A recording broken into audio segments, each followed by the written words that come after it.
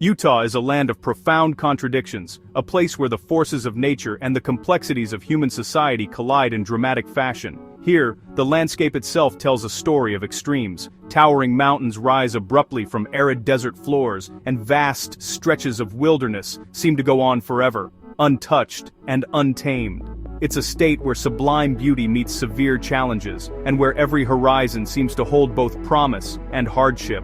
The land is as unforgiving as it is awe-inspiring, demanding resilience from those who call it home. The red rock canyons of Zion and Bryce, carved by millennia of wind and water, stand in stark contrast to the snow-capped peaks of the Wasatch Range. These breathtaking vistas draw millions of visitors each year, seeking adventure, solace, or simply a moment of wonder in nature's cathedral. Yet beneath this splendor lies a state grappling with modern tensions. The beauty that defines Utah's image often masks the struggles simmering just below the surface, struggles that are as real and persistent as the forces that shaped its canyons and mountains.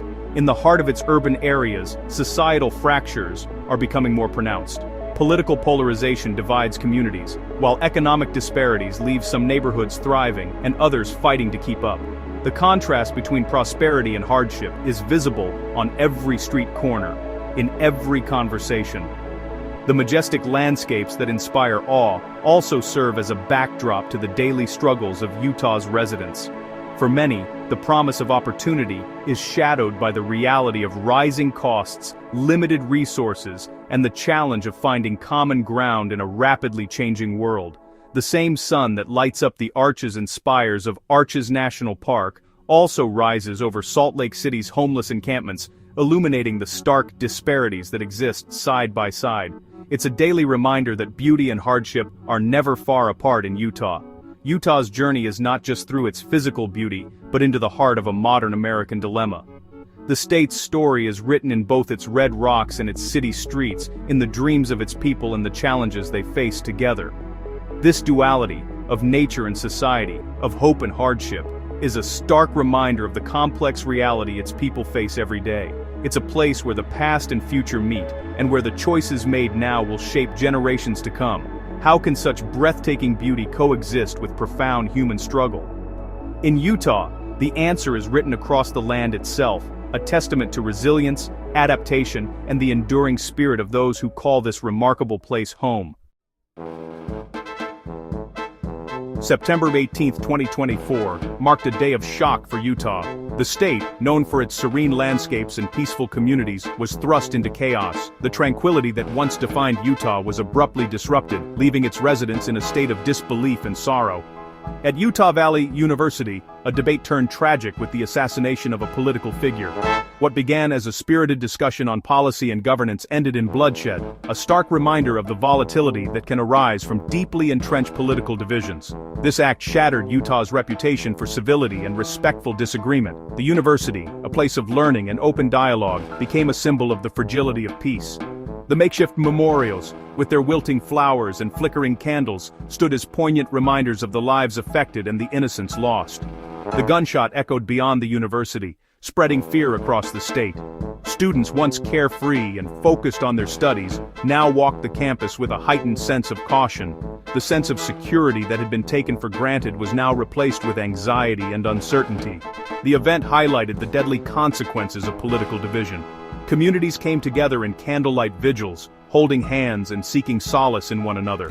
The flickering lights of the candles mirrored the fragile hope that unity and understanding could still prevail.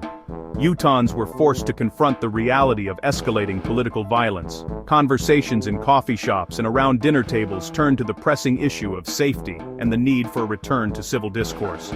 The community grappled with the harsh truth that no place was immune to the growing tide of hostility. The incident was a violation of the state's belief in civil discourse. The torn banners and abandoned protest signs at the state capitol were stark symbols of a community in distress. The very fabric of Utah's identity, woven with threads of respect and dialogue, seemed to be unraveling. It was a wake-up call that even Utah was not immune to national trends. The sight of the American flag at half-mast in suburban neighborhoods served as a somber reminder of the national crisis seeping into local communities. Town hall meetings, once routine, now buzzed with urgency and concern. The question loomed, if this could happen here, where is safe? Parents held their children a little tighter, and the once lively playgrounds now stood empty under overcast skies. The sense of invulnerability that many had felt was shattered, replaced by a pervasive sense of vulnerability. The state's identity as a model of civility was deeply shaken. The faded murals of community unity and the somber lighting on the welcome signs reflected a state grappling with its new reality. The challenge was clear: to rebuild and reaffirm the values that had once defined Utah. The challenge now is to rebuild trust and restore the Utah way. Community leaders and residents alike began the arduous task of healing. Press conferences and community projects became focal points for collective action and resilience. The path forward requires a commitment to peace and understanding. As the sun rose over the Utah mountains, it symbolized a new dawn of hope and the enduring spirit of a community determined to overcome adversity. The journey ahead would be challenging, but with unity and a renewed commitment to civility, Utah could once again become a beacon of peace and respect. In the wake of tragedy, Governor Spencer Cox faced a critical test. His Disagree Better initiative aimed to depolarize politics and promote empathy. The Orem shooting tested this philosophy, challenging citizens to find compassion. Governor Cox's plea transcended politics, urging introspection and empathy. His message was a call to prevent further violence and division. The initiative now seemed fragile against the tide of animosity. The tragedy exposed deep political wounds, questioning the initiative's viability. Governor Cox's leadership was crucial in navigating this period of grief. The world watched to see if Utah's spirit of civility could endure. Amid political turmoil, Utah's homeless crisis quietly persisted, often overlooked by many. Salt Lake City's streets reflect economic pressures and a lack of affordable housing. The political climate strained resources needed to address homelessness. Social services struggled under heightened stress and uncertainty. The crisis challenges Utah's image of success and community values. It forces a conversation about who truly participates in the Utah dream. Maria's story brings a deeply personal perspective to Utah's homelessness crisis, reminding us that behind every statistic is a real person with a unique journey. Her life, marked by both hardship and resilience, is a window into the struggles faced by so many who find themselves without a place to call home. Once a dedicated nursing assistant, Maria spent years caring for others. But a series of misfortunes, job loss, rising rent, and a sudden health crisis left her without a safety net. With no family nearby and few resources, she was forced to leave her apartment and begin a life on the streets. Her story is not one of addiction or mental illness, but of economic precarity, a reality for many who are just one emergency away from losing everything. Maria's days are spent stretching every dollar, searching for work, and navigating a system that often feels overwhelming and indifferent. The hardest part for Maria isn't just the lack of shelter or food, it's the invisibility. She often feels unseen by passers-by, her loneliness deepened by the isolation of life on the margins. The world moves quickly around her, but for Maria, time seems to stand still. Yet, despite her circumstances, Maria holds on to hope. She cherishes small moments of kindness, a warm meal from a stranger, a smile from a volunteer, or a memory of better days. These glimmers of humanity help her believe that a better future is still possible.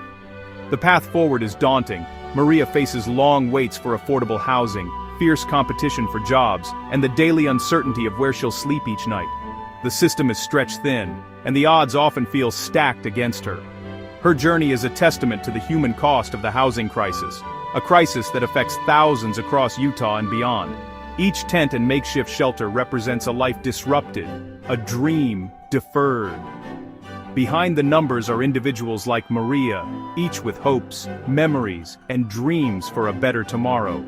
They are mothers, fathers, daughters, and sons, people searching for stability and a place to belong.